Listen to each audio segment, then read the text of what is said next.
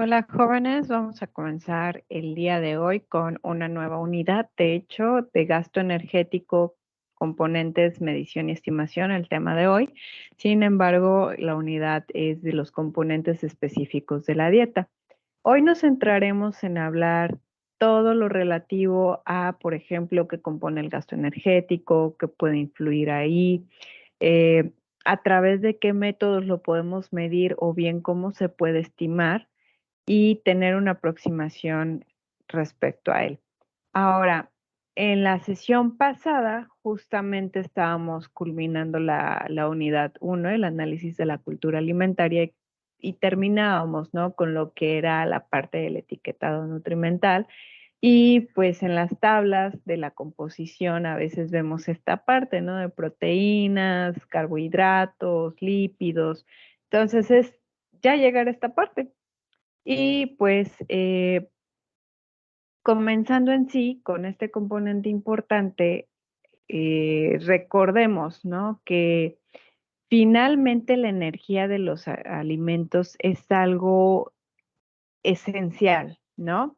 De hecho, es indispensable para la supervivencia, porque toda la energía que nosotros consumimos se transforma en calor y finalmente todo este calor se disipa a la atmósfera, no sin ser utilizado, ¿no? Ahora, todos nosotros poseemos necesidades energéticas para lo que es el crecimiento, el mantenimiento del estado de salud, ¿no? Y depende de la edad, el sexo, el peso, la altura, el nivel de actividad física. Y también, por ejemplo, tenemos etapas específicas de donde las demandas aumentan. Por ejemplo, pues hay una formación de tejidos y además debe de ser compatible con un buen estado de salud, o el otro polo, personas enfermas o lesionadas. Entonces se generan factores de estrés y esto a su vez puede reducir o incrementar el gasto energético dependiendo la situación. Anteriormente se consideraba el peso como un indicador de idoneidad o falta de la ingesta energética. Entonces, recordemos que el cuerpo posee una cualidad de modificar la mezcla de diferentes sustratos energéticos, es decir, los hidratos de carbono, las proteínas, las grasas, para adaptarse a las demandas del cuerpo. Sin embargo, esta visualización del peso no hace hincapié o no se detiene ya hablando de la totalidad del sujeto, de otros factores importantes, por ejemplo, como en la ingesta de los micronutrientes, ¿no? Entonces, aquí es importante que se familiaricen con algunos términos, tal es el caso del gasto energético basal, el efecto térmico de los alimentos, la termogenia por actividad, porque en sumatoria conforman el gasto energético total. Entonces, el gasto energético basal y en reposo son dos conceptos que de pronto nos podemos como confundir un poquitillo ahí. Entonces, el gasto energético basal, o que también lo pueden encontrar como la tasa metabólica basal, es la cantidad mínima de energía consumida y que es compatible con la vida, porque permite que se sigan los procesos de homeostasis. Entonces, el gasto energético basal de una persona lo que refleja es la cantidad de energía que se usa en un periodo de 24 horas, siempre y cuando estemos hablando de que el sujeto está en un reposo físico, sin estrés o situaciones que pongan en riesgo la supervivencia, y un entorno térmicamente controlado para evitar situaciones como el temblor. Entonces, hay una serie de requisitos a cumplir para poder medir el gasto energético basal. Debe de ser, por ejemplo, la mañana, ¿no? De preferencia al despertar, porque es importante que la persona no haya realizado alguna actividad física. También que haya tenido una ingesta de alimentos 10 o 12 horas previas. También bebidas, ¿no? En nuestra parte y evitar cafeína, la nicotina o cualquier otro estimulante. ¿Por qué? Porque en sí los valores diarios del gasto energético basal se mantienen notablemente constantes. ¿Esto qué quiere decir? Que el consumo de nuestro cuerpo para llevar a cabo sus diferentes procesos fisiológicos es relativamente constante siempre y cuando las situaciones no cambien. Ahora, el gasto energético en reposo o la tasa metabólica en reposo es esa energía consumida en actividades necesarias para el mantenimiento de las funciones normales, ¿no? Eh, y pues aquí, por ejemplo, a diferencia del gasto energético basal, hay una diferencia de un 10 a un 20%. ¿Quién es mayor? El gasto energético en reposo, ¿no? Porque ahí pues puede, o sea, no está esta serie de requisitos de que no haya hecho ninguna actividad, simplemente por estar ahora sí que sentadito. Existen diferentes factores que influyen en el gasto energético basal, por ejemplo, en la edad. El gasto energético depende en gran proporción de la masa corporal magra, es decir, la masa muscular. Recordemos que tenemos músculo liso y músculo estriado. Entonces, alcanza la masa muscular en su totalidad los valores máximos durante los periodos de crecimiento rápido. Esto quiere decir que el gasto energético, sobre todo, es muy marcado en el primer y segundo año de vida, pues donde están creciendo, ¿no? Diferentes estructuras y órganos. Tan solo los lactantes almacenan entre un 12, un 15% de energía de los alimentos en nuevos tejidos, mientras que cuando estamos en los primeros años de la vida adulta, esto es decir, entre los 20, 30, sobre todo pues ya se empieza a acentuar, pero en estas etapas iniciales el gasto energético en reposo disminuye más o menos un 1 a un 2% por cada kilogramo de masa muscular. Entonces recordemos que en la etapa adulta viene el proceso de sarcopenia, ¿no? Entonces esto explica el por qué disminuye.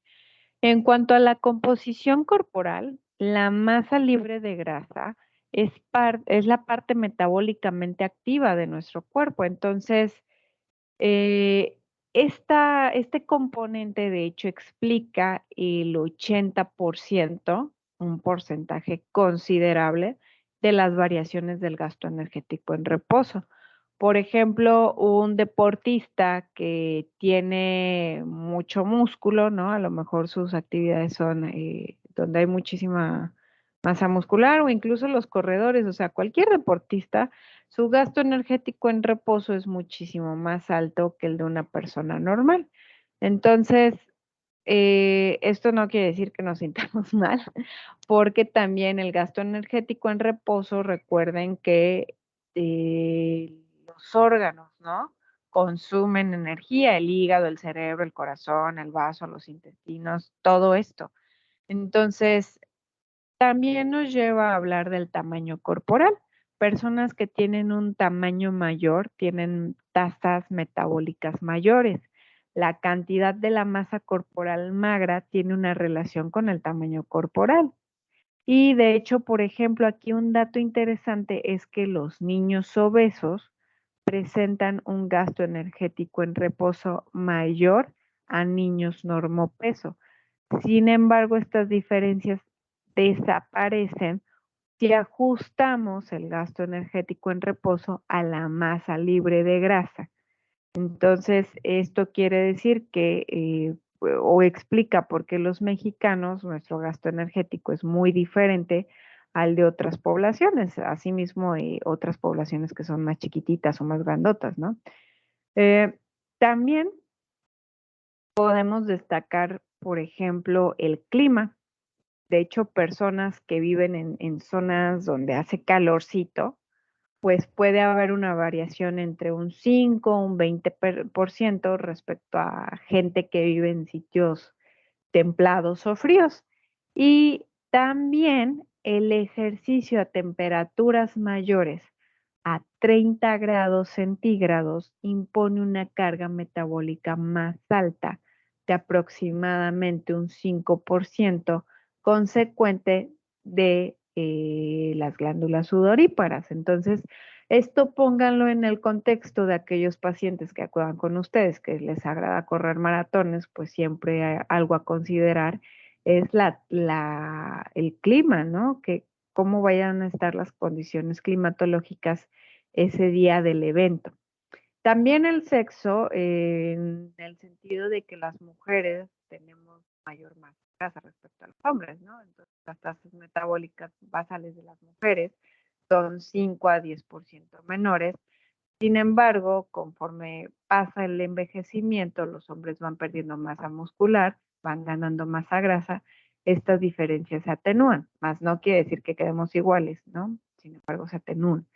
El estado hormonal también importa porque cualquier endocrinopatía puede afectar en el sentido de aumentar o reducir el gasto energético.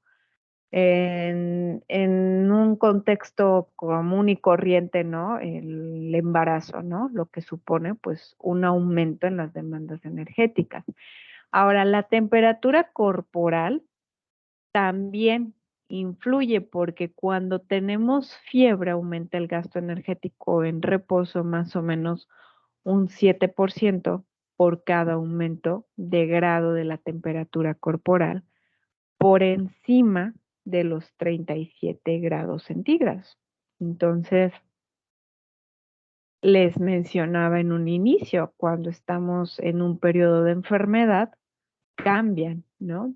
Tenemos otros factores, por ejemplo, el consumo de la cafeína, de la nicotina o el alcohol.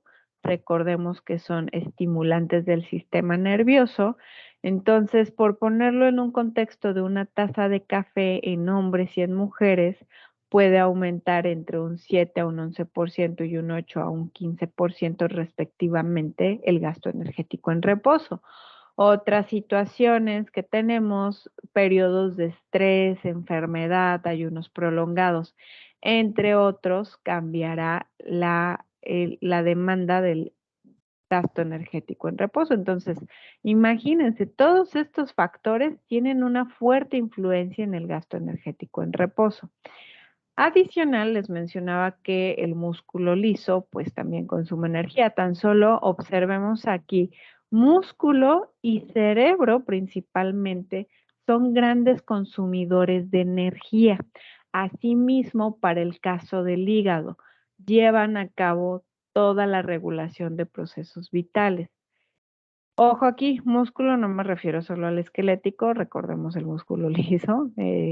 También el residual no es como que digan, pues lo que quedó, no, sino el resto de otras glándulas importantes y otras estructuras corporales.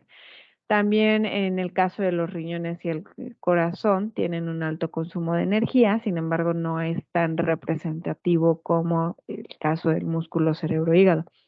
Y el tejido adiposo pueden observar que hay un pequeño porcentaje, porque la función primordial del tejido adiposo es más bien ser quien nos administra energía en caso de una deprivación energética. Mas esto no quiere decir que no tenga cierta actividad. Recuerden que el tejido graso también funciona como un tejido endocrino muy importante. Ahora, otros términos que normalmente estarán escuchando son el efecto térmico o termogénico de los alimentos y se aplica al aumento del gasto energético asociado al consumo, la digestión, la absorción de los alimentos y en sí representa un 10% del gasto energético.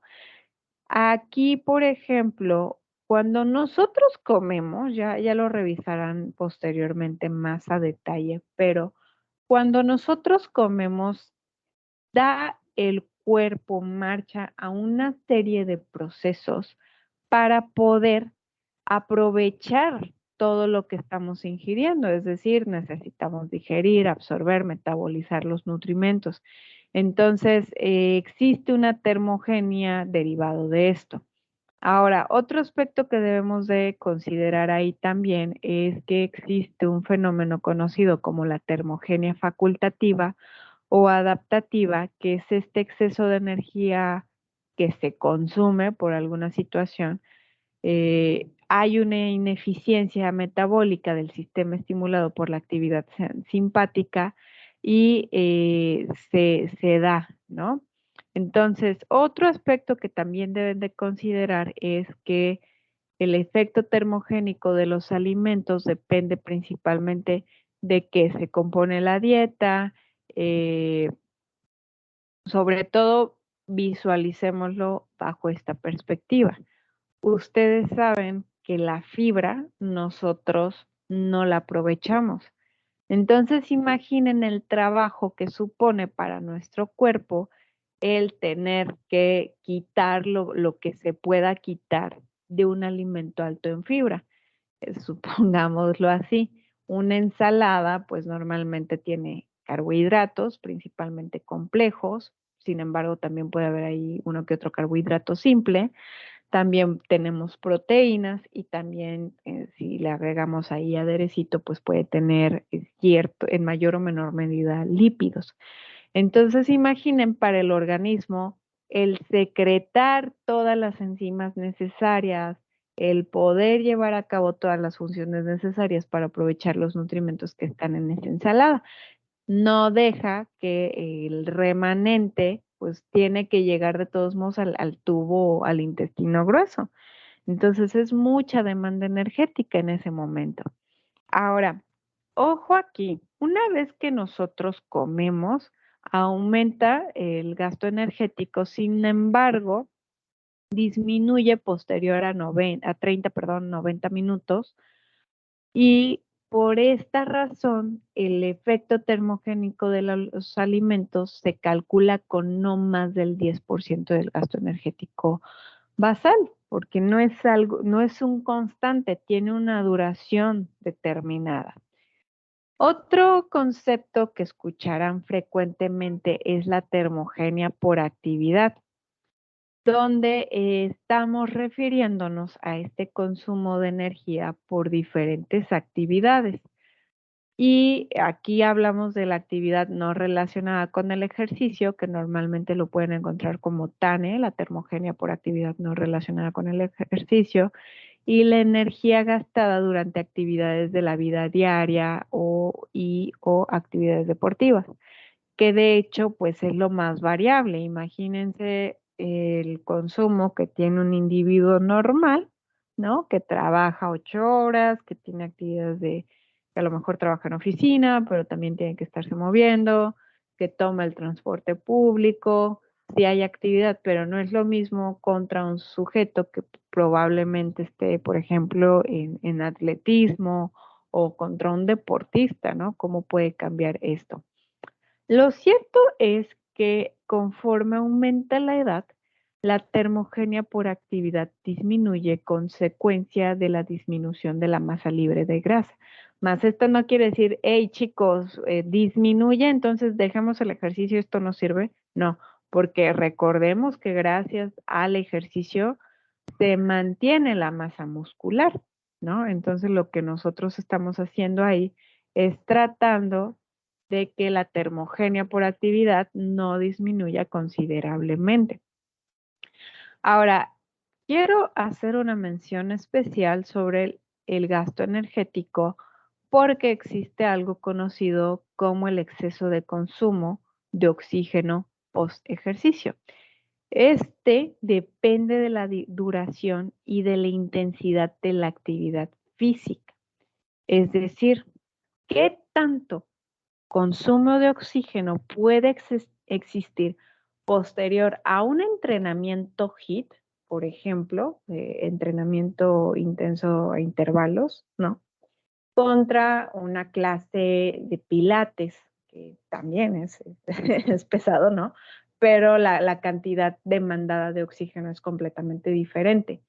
Es por esto también que de pronto ciertos ejercicios ustedes encuentran ahí esta publicidad muy tendenciosa, ¿no? De que con esta rutina vas a perder tantos kilos, ¿no? Porque, pues bueno, por un lado, lo que demanda la sesión del ejercicio, pero también lo que ocurre después de ese ejercicio es muy importante.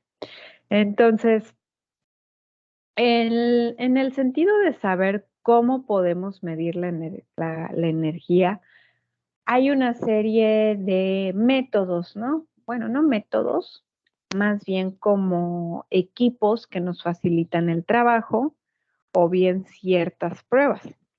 Pero antes de entrar de lleno, nada más quiero hacer como una pequeña aclaración, como todo en esta vida que te dice los conceptos al inicio. Recordemos que la energía normalmente nosotros la vemos reflejada en calorías o en joules.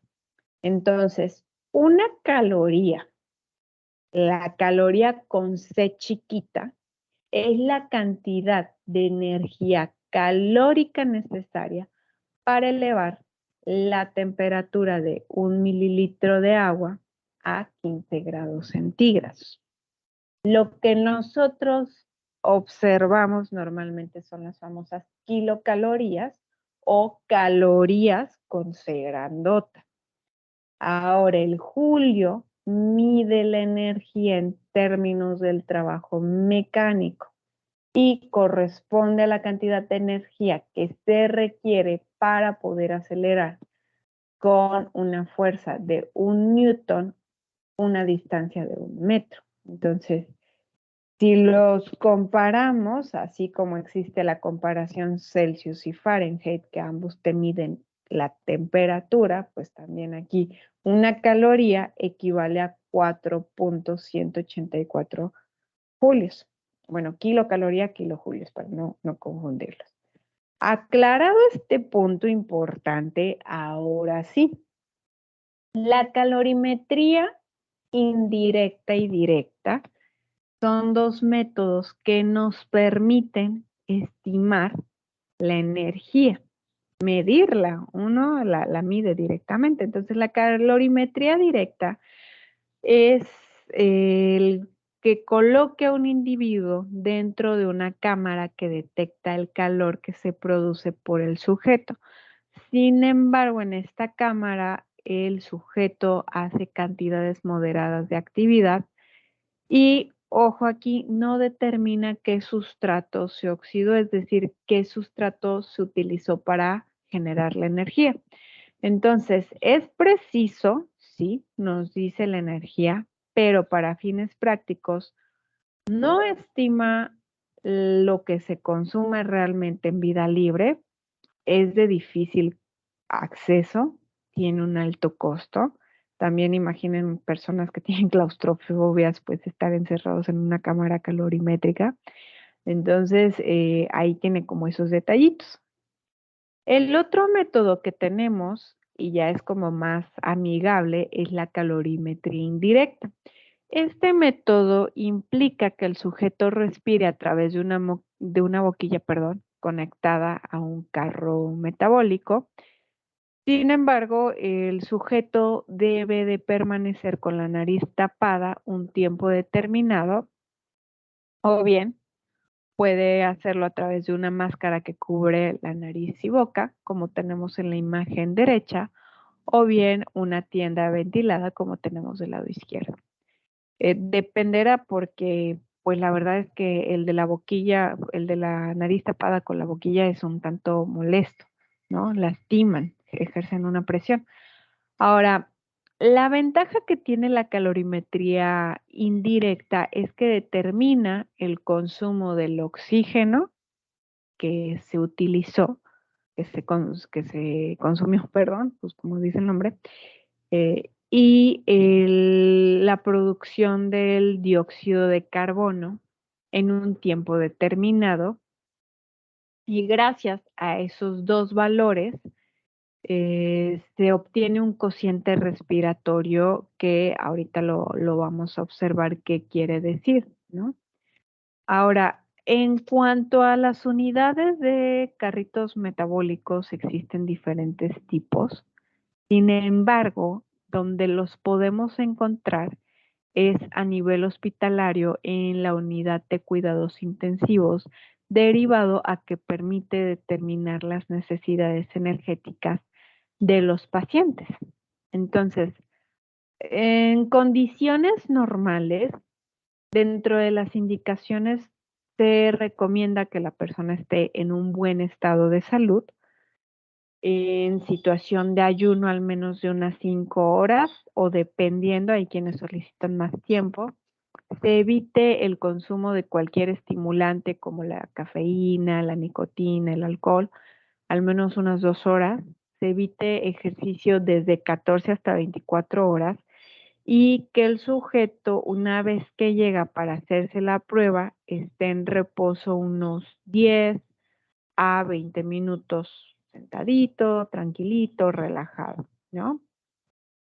Y pues la medición, es decir, el tiempo que el sujeto va a estar respirando con esta unidad, es aproximadamente de unos 10 minutos. En estos 10 minutos se ignoran los primeros 5 minutos y se observa un coeficiente de variación inferior al 10% en los siguientes 5 minutos, ya que esto indica que la medida corresponde al estado de equilibrio.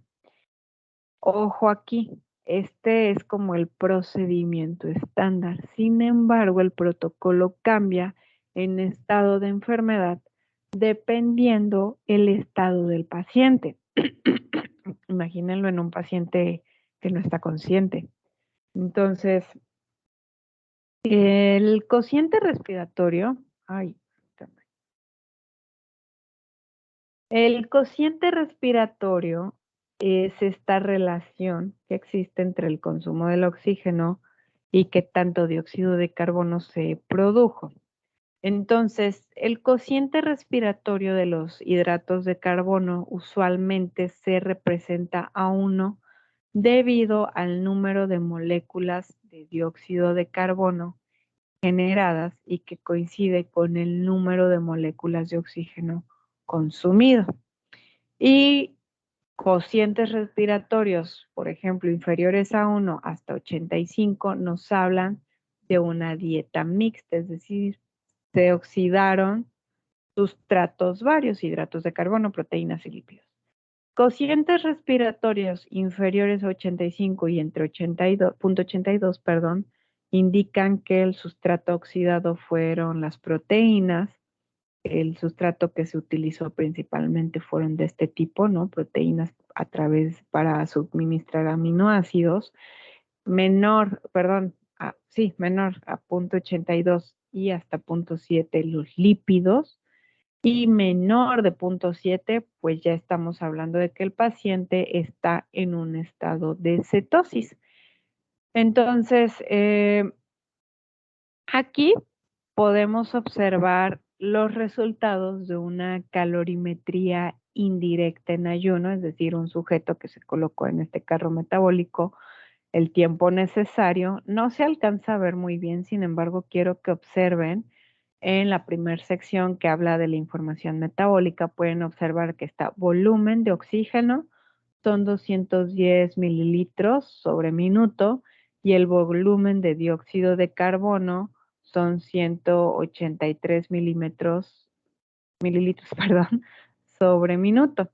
Si ustedes dividen el volumen del dióxido de carbono entre el volumen de oxígeno, podrán observar que nos da el valor que está en RER, el cociente respiratorio, ¿no? Que es de 0.87.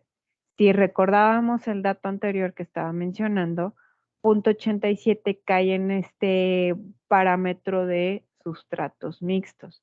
Quiero que observen del lado derecho, igual superior, que nos está especificando además el porcentaje de las calorías de los carbohidratos, el porcentaje de las calorías de los lípidos.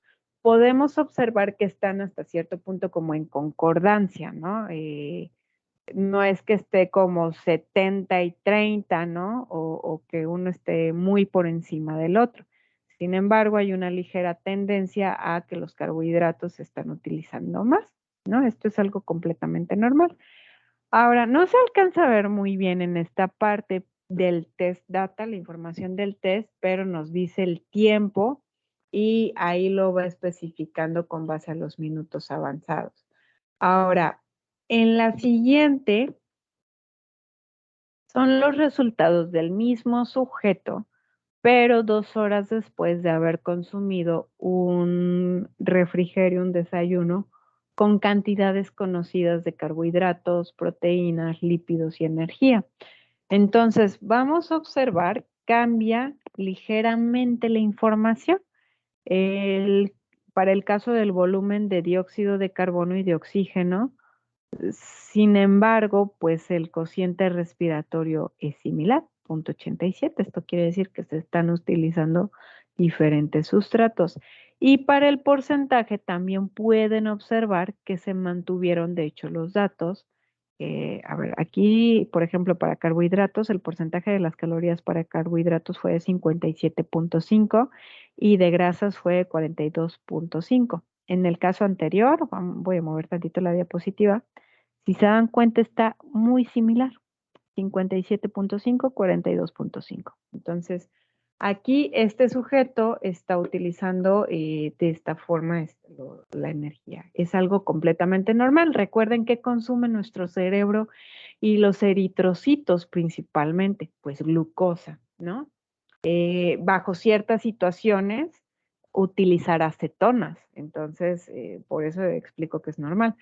Ahora, hay una ligera tendencia de cada individuo, o sea, recordamos esta variabilidad de los individuos, de que de pronto algunas personas utilicen de forma más o menos eficiente determinados sustratos. Sí, es cierto esto de que de pronto hay personas, va a sonar un poquito chistoso, pero de pronto podemos encontrarnos que personas te refieran es que este tipo de dietas, a lo mejor dietas con cierta cantidad de carbohidratos que predominan, a mí no me funciona o no me va muy bien con ellas y no llego a observar modificaciones de peso. Entonces es en virtud de que de pronto ahí el sustrato energético se utiliza diferente en cada quien. Se los puse en una situación como muy drástica, ¿no? Que de plano es casi hasta inverosímil, pero porque es un hecho de que cada quien utiliza los sustratos de forma diferente. Hay quienes son más y menos eficientes. Ahora, otra manera de poder medir el gasto energético es a través del agua marcada doblemente o doblemente marcada y de hecho es un método de referencia para la cuantificación de las necesidades energéticas y equilibrio del ser humano. De hecho, en los estudios de investigación muchas veces se utiliza y se basa en la estimación de la producción de dióxido de carbono a partir de la diferencia en las tasas de eliminación del hidrógeno y del oxígeno de nuestro organismo.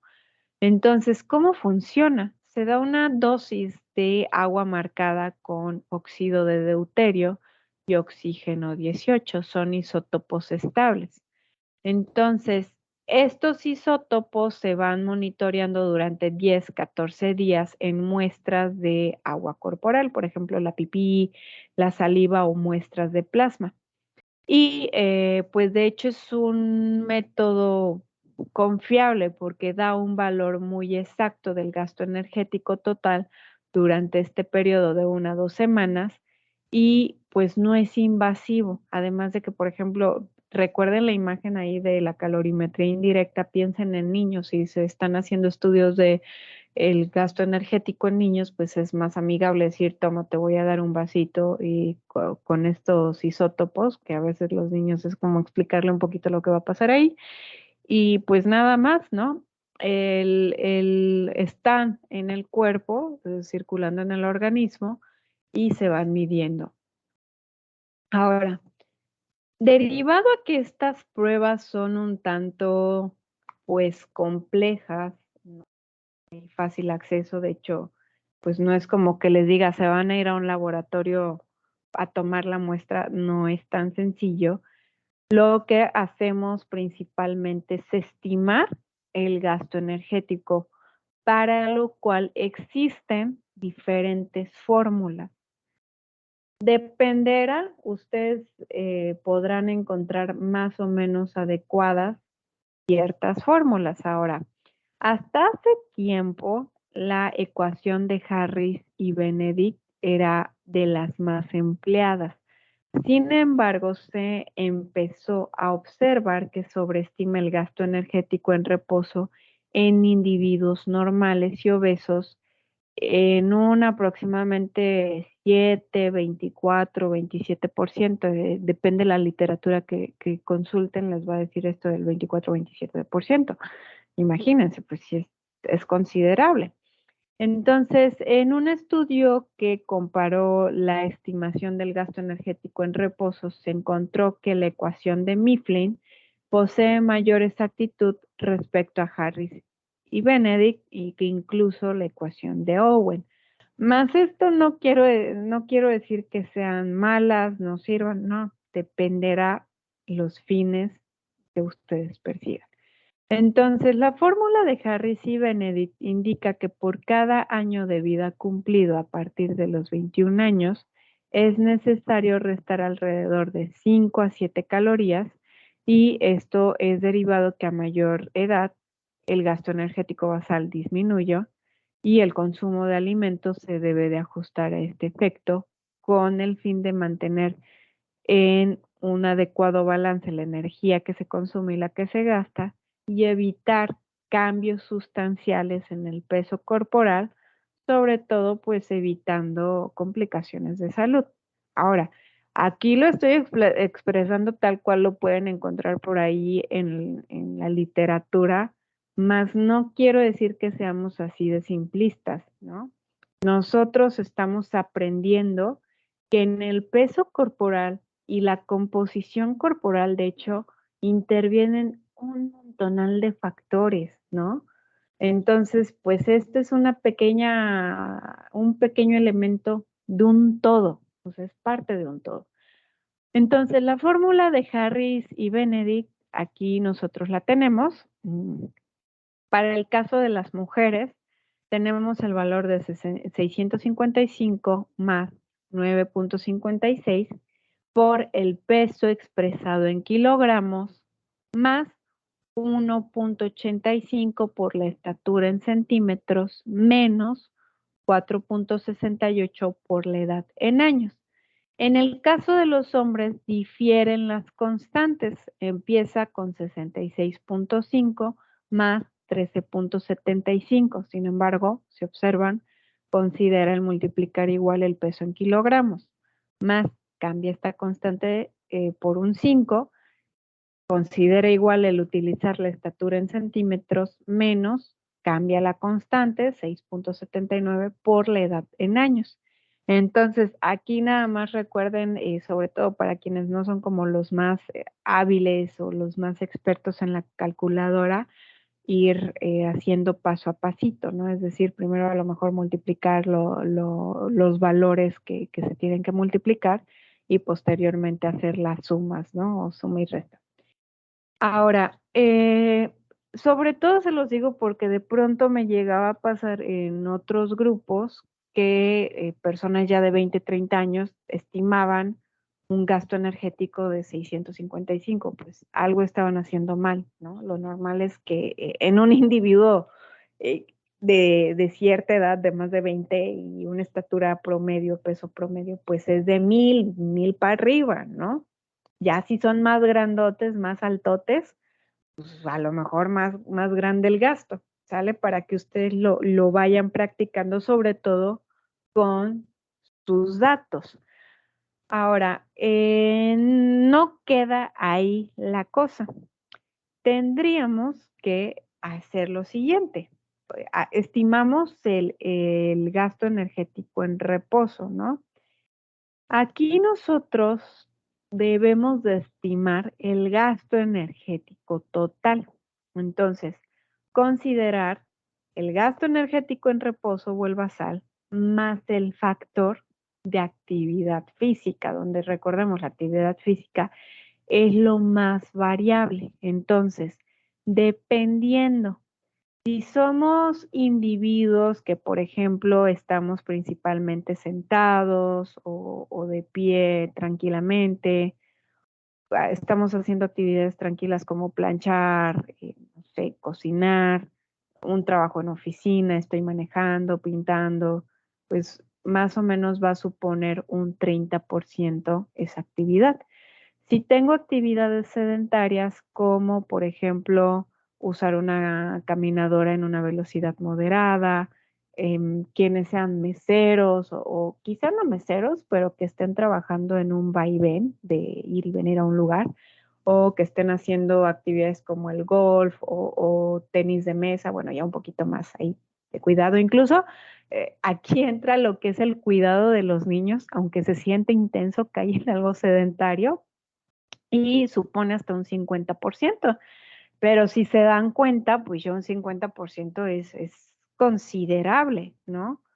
Ahora, en el caso de actividades como una caminata intensa, llevar una carga, por ejemplo, si ustedes para su trabajo llevan una mochila ahí con unos 10 kilos, o el ciclismo, o el esquiar, pues ya estamos hablando de un 75%. Y para aquellos sujetos, perdón, que tengan un desgaste intenso, por ejemplo, básquet, fútbol constantes, ¿eh? No quiero decir la cascarita de los fines de semana. Estamos hablando de que puede representar hasta un 100%. Entonces, esto, para simplificarlo, tendríamos el mismo resultado si se convierten estos valores de porcentajes a decimales, en donde 100% se convierte en 1 y, por ejemplo, el 30% se convierte en 0.3. Como ambos valores se tienen que sumar para obtener el gasto energético total, es decir, el gasto energético que yo estimé, el basal, o en reposo, les digo, no es lo mismo, sin embargo, muchas veces lo que se estima, dependiendo ahí, la fórmula les puede decir que está diseñada para estimar el basal, ese gasto energético más el de la actividad. Entonces, aquí vamos a tomar este ejemplo. Una mujer de 37 años, una estatura de 162 centímetros, y 59 kilogramos con un estilo de vida sedentario. Entonces, me voy a regresar aquí en la diapositiva de la fórmula para que despejemos. Entonces, sería gasto energético igual a 655 más 655 más el peso en, no, miento, más 9.56 por el peso en kilogramos. Nos regresamos aquí a ver los kilogramos, 59 kilogramos.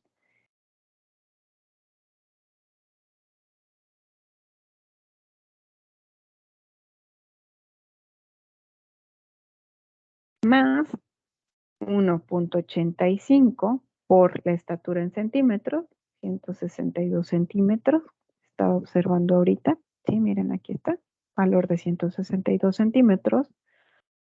Menos 4.68 por la edad en años. Creo que eran 37 años, no lo anoté. Sí, miren, 37 años. Entonces, permítanme un segundo para rápidamente calcularlo. Igual ustedes ahorita que están escuchando, pues pueden ir haciendo el procedimiento conmigo. 655 más 9.56 por 59 más 1.85 por 162 menos 4. Ay, me equivoqué, le puse 6, 4.68 por 37 nos da un resultado de 1.345 calorías, 0.58, perdón, 1.345.50. Ahora, recordemos aquí que nos está mencionando un estilo de vida sedentario. Entonces, a ver, observo, sedentario 50%. Entonces, esto yo lo estaría multiplicando Estas 1345.58, recuerden, son mi 100%. Me falta añadir el 50%, entonces es 1.5. Entonces 1345.58 por 1.5 me da un valor de 2018.37 calorías. Ahora, hagamos igual la operación, nada más que ahora sí voy a tomar el dato para no estar cambiando las diapositivas. Hombre, 42 años, 180 centímetros y 78 kilogramos. Vamos a regresar para poder ver y hacer a la par la fórmula 666.5 más 13.75 por el valor del peso en kilogramos, donde en este caso son 78 kilogramos, más 5 por la estatura en centímetros, recuerden que aquí son 180 centímetros, menos 6.79 por la edad en años, son 42 años, ahí te puse un 4, nos da un resultado de 1753.82 calorías. Ahora hay que observar, nos dice igual que tiene un estilo de vida sedentario, entonces esas 1700 y feria las voy a multiplicar igual por 1.5, me estaría dando un valor de 2630.73. Ahora, aquí ustedes pueden ir haciendo el ejercicio en casa y con estos mismos ejemplos del hombre y mujer. Por ejemplo, ¿qué cambia si tuviese un estilo de vida muy sedentario? O cuando tiene un estilo de vida moderado o un estilo de vida activo. Ojo, en activo se multiplicaría por 2, porque si se dan cuenta puede representar hasta el 100%. Entonces, a través de esta forma, nosotros podemos estimar el consumo de energía de un individuo. Es ahí donde de pronto vienen estas situaciones de, oye, ¿como cuántas calorías debería de estar consumiendo? Ah, bueno, muy sencillo, necesito conocer información como tu edad, tu estatura, tu peso y tomarte nada más como ciertos datos. Ahorita se los pongo muy simplificados, pero tomar datos sobre tu actividad física para poder estimar la energía, ¿no?, que requieres en tu día a día. Ahora, existe el método de la FAO y OMS que consideran la edad y el sexo únicamente. No consideran la estatura porque recuerden que la FAO y la OMS pues trabajan como para toda la población y que la estatura varía en cada población. Entonces los resultados, ojo aquí, se estiman en gasto energético en reposo. Y lo hace, su fórmula cambia con base al intervalo de edad para hombres y mujeres, teniendo, por ejemplo, el primer intervalo que considera de los 0 a los 3 años. Posteriormente, si ya es mayorcito de 3, por ejemplo, 3 un mes, hasta los 10 años. 10 años a 18, 18 a 30, 30 a 60 y mayor a 60 años. Entonces, vamos a hacer igual, vamos a determinar la energía de los ejemplos que estábamos mencionando anteriormente. En el caso de la mujer, tenía 37 años, entonces aquí vamos a utilizar este intervalo, 30-60. Para mujeres tengo que necesito multiplicar, bueno, sería igual, perdón, 12.7 por el valor del peso, ¿cuál era el peso? A 59 kilogramos, más 829. Entonces, me da un valor, en este caso con la fórmula de FAO y OMS, de 1578.3 calorías, ¿sale? Ahora vamos a hacer para el caso del hombre. El hombre igual tiene 42 años. Miren, cae igual en la misma categoría. Hombre es 11.6 por el peso, 78 en este caso, más 879. La constante me da un valor de 1783.8. ¿Ok?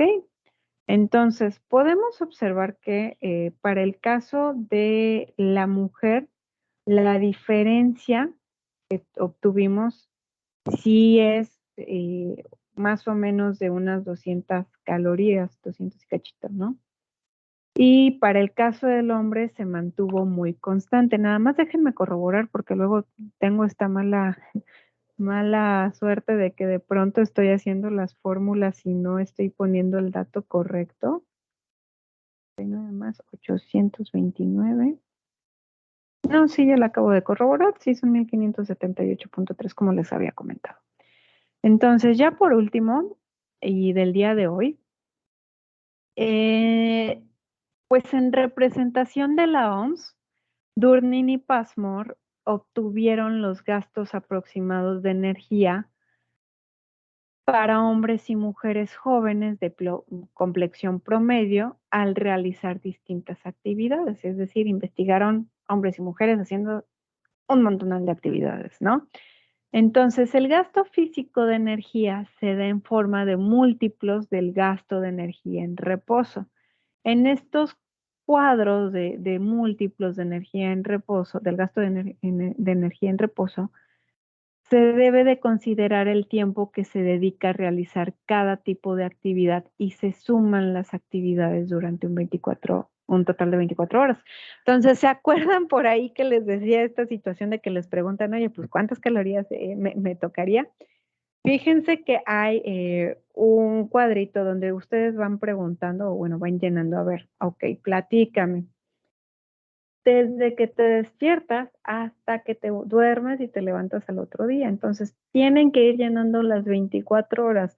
Si estuvo sentado en el baño 5 minutos, se tiene que registrar, o sea, todo para que confirmen que se está obteniendo el tiempo total. Entonces, está aquí, por ejemplo, la actividad y algunos ejemplos y lo que representa del gasto por unidad de tiempo de actividad. Para lo que son las actividades de descanso, dormir, reclinarse, se multiplica el gasto energético en reposo por 1, porque está hablando de que esté en reposo, ¿no?